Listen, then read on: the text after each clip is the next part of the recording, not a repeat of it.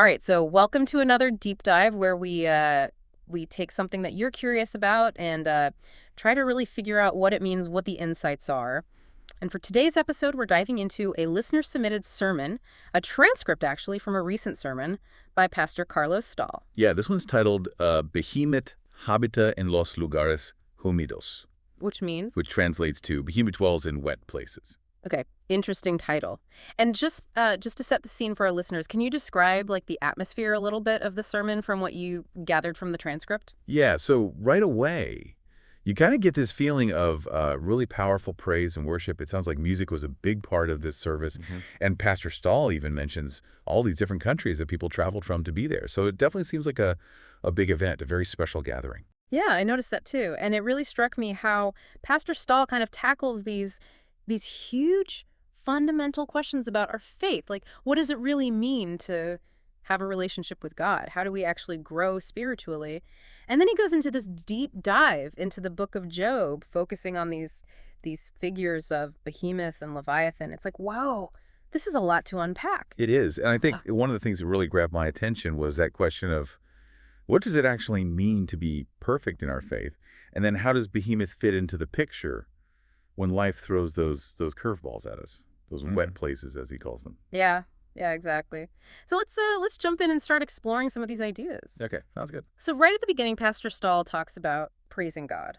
And he almost seems to push back on the idea that there's such a thing as too much praise. What do you make of that? Yeah, it's interesting, right? It's like he's saying that the more we really truly understand who God is, the deeper our relationship with him becomes. And the more natural it is for us to just want to praise him. Like there's no holding back. Right, it becomes this overflow. Yeah. It's not just something we do out of duty or obligation, but it comes from a place of real, genuine love and awe. Exactly. And I think it really challenges us to ask ourselves, is my understanding of God fueling that kind of boundless praise in me? Or am I kind of holding back in some way? Yeah, that's a great question to consider. And this idea of really knowing God connects so well with his next point about spiritual growth. He talks about walking with God. What stood out to you about that analogy? Well, he makes it clear that it's not this once a week thing. You know, you show up on Sunday and then that's it. Yeah. It's this continuous active journey. It's about constantly engaging with God, growing closer to him every single day. Yeah, it's like if you stop moving forward, you're not really walking anymore, are you? Exactly. And he anchors this idea of a continuous walk in Psalms 85:13, which says, righteousness will go before him and shall set us in the way of his steps. So it's like God's righteousness sets the path, and then our job is to follow in those steps, to align ourselves with his ways. That's a really powerful image. And then he makes this kind of bold statement. He suggests that as believers today, we actually have advantages over some of the biggest heroes in the Old Testament, like Enoch, Noah, Abraham, Moses, David. What do you think he means by that? He actually highlights two key advantages. The first one he calls Christ in us, the hope of glory. And he explains that this is about that moment when we recognize our need for forgiveness and we place our faith in Jesus' sacrifice. Right. And he's really emphatic that this personal relationship with God through Christ is the only way. He even cautions strongly against putting our faith in human-created religions. What do you think is the message there? Well, it seems like he's cutting through any notion that we can earn our way to God through rules or rituals, or that being a good person is enough. It's all about that personal encounter with Jesus. It's about that inner transformation that comes from having Christ in us. Yeah, that's such a crucial distinction. And then the second advantage he mentions is that Jesus is our precursor, the one who has already walked the path ahead of us and left his footprints for us to follow. How does that image resonate with you?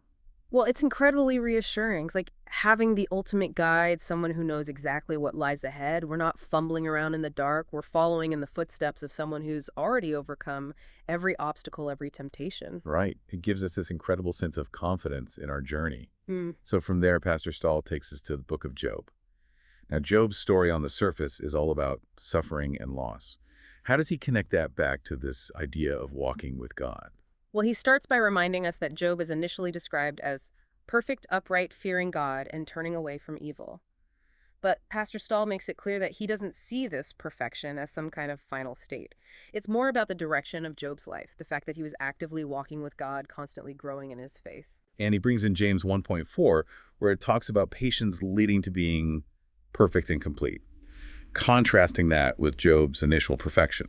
So it really suggests a journey, doesn't it? It's a process of moving from a certain level of righteousness to a more mature and developed faith. Exactly. It's like there's a difference between being on the right path and actually reaching the destination. Mhm. And he even mentions Philippians 3.1215, where Paul talks about his own ongoing pursuit of perfection. So it's this mindset of continuous growth. Hmm. We never arrive. We're always striving to be more like Christ. So Pastor Stahl sees Job as initially perfect in God's eyes, but God had this plan to make him even more complete through the trials he would face. And what were those two main ways that God allowed pressure to come into Job's life to facilitate that completion? Well, the first one was the calamity that struck Job. Everything he held dear was taken from him, his livestock, his servants, even his children. And this all happened with the devil's permission, which is a really difficult thing to wrap our minds around.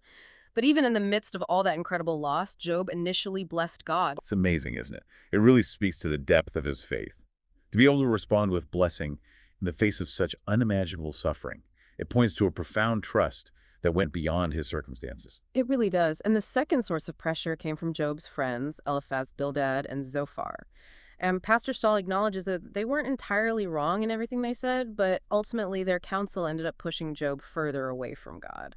Yeah, they operated under this assumption that suffering always equals sin. So they wrongly accused Job, telling him that he must have done something terrible to deserve such punishment.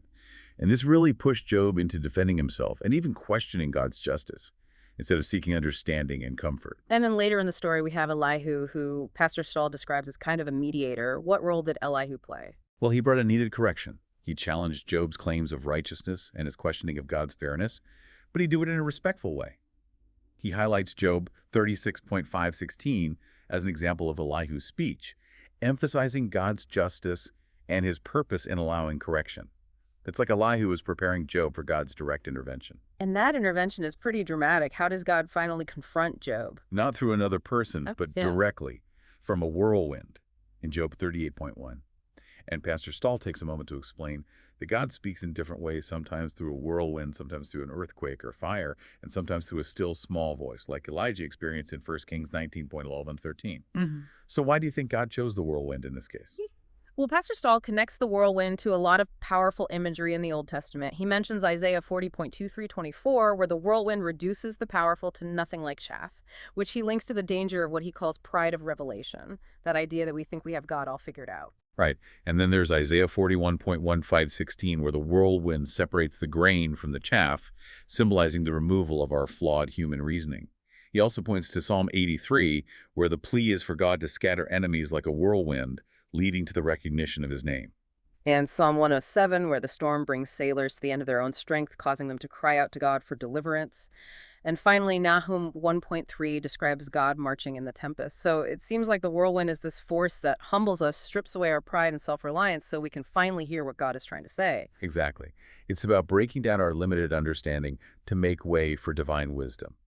So how does Job respond to this encounter with God in the whirlwind? In Job 40.3-5, he responds with humility, acknowledging his own insignificance and basically saying, I've spoken foolishly and I have nothing more to say, but God isn't done yet. Right. He speaks to Job a second time from the whirlwind, starting in Job 40.6, and this time the focus shifts a bit. Yeah. What do you think God is trying to convey with this second set of questions? Well, he poses these really challenging questions to Job, like, were you there when I created the world? Can you govern it? Can you defeat evil? It's like he's highlighting the vast difference between God's power and wisdom and our own human limitations. It's a humbling realization, isn't it? To see how little we actually understand. And Pastor Stahl even draws a parallel to Jesus' temptation in the desert, emphasizing that even though Jesus had the power to save himself, he chose not to, because he was committed to God's ultimate plan for our salvation. And then God concludes this whole dialogue by revealing two mysterious creatures, Behemoth and Leviathan. He talks about Leviathan first. What does he say about this creature? He references Isaiah's description of Leviathan as the fleeting serpent and connects it to the way it operates in our minds, causing confusion, doubt, and darkness. He points out that Job was, in a sense, taken captive by this confusion, referencing Job 42.10, where God removed the captivity after Job prayed for his friends. So Leviathan seems to represent those forces that try to cloud our thinking and lead us astray, especially during those difficult times, those wet places, as Pastor Stahl calls them. Right. And then he introduces Behemoth, and this is where things get really interesting. How does he describe the significance of Behemoth in the midst of those same challenges? Well, he says that while Leviathan brings confusion in those floods of life, Behemoth represents the Redeemer right there in the middle of it. He uses the analogy of the two builders from Matthew 7, one building on sand, the other on rock. Even in the midst of those devastating floods, there's this firm foundation available, the Redeemer. It's a powerful image. Mm. And it really challenges this idea that redemption is only something we experience in the future. Job was clinging to the hope of a future Redeemer, as he says in Job 19.25. But Pastor Saul is emphasizing that the Redeemer in the person of Jesus is active and present right now.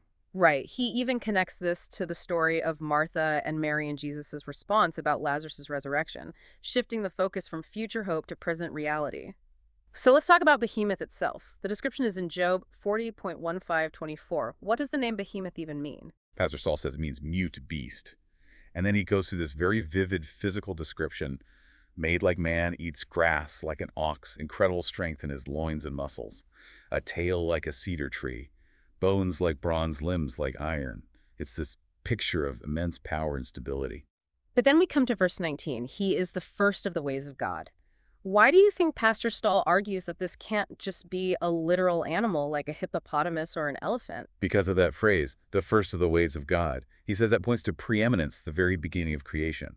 It's a title that can only truly belong to Jesus Christ, as the Creator referencing John 1:1-3. So it's not just about this powerful creature, it's about who that creature represents. And Pastor Stahl also mentions details like mountains providing food for Behemoth, his resting in shady places, his being unfazed by flooding rivers like the Jordan. What's the takeaway here? What does he want us to understand about Behemoth in our own lives? He's saying that Job, in the middle of all that suffering, missed seeing Behemoth, the Redeemer, who was present with him even then. So when we face those floods of life, where Leviathan, that confusion is swirling around us, we need to remember that the Redeemer Behemoth is also there, offering us strength and the ability to rise above it all. So to bring it all together, what are the core insights from Pastor Stahl's sermon that we should really take to heart? Well, first, the importance of continuous spiritual growth, that walking with God isn't a one-time event, but a lifelong journey. Second, the incredible advantages we have as believers through Christ's presence in us and his example that we can follow.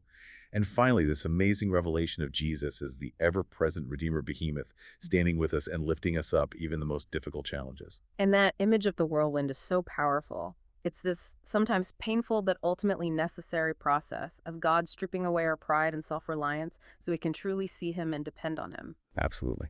And Pastor Stahl leaves us with this really thought-provoking idea. If we believe in a future resurrection, we can also have that same faith in the Redeemer's power to deliver us from our present difficulties. Yeah. It makes you ask yourself, where do I need to recognize the presence and power of Behemoth in my own wet places? That's a powerful question to ponder. And thank you for sharing this incredible sermon with us. It's given us a lot to think about regarding our own faith and the constant presence of the Redeemer in every season of our lives. Absolutely. It's been a really insightful deep dive. Okay, thanks again. You're welcome. All right, and to our listeners, thanks for joining us on this deep dive. We hope you found it as thought-provoking as we did. And until next time, keep exploring, keep questioning, and keep diving deep. See you next time. Bye.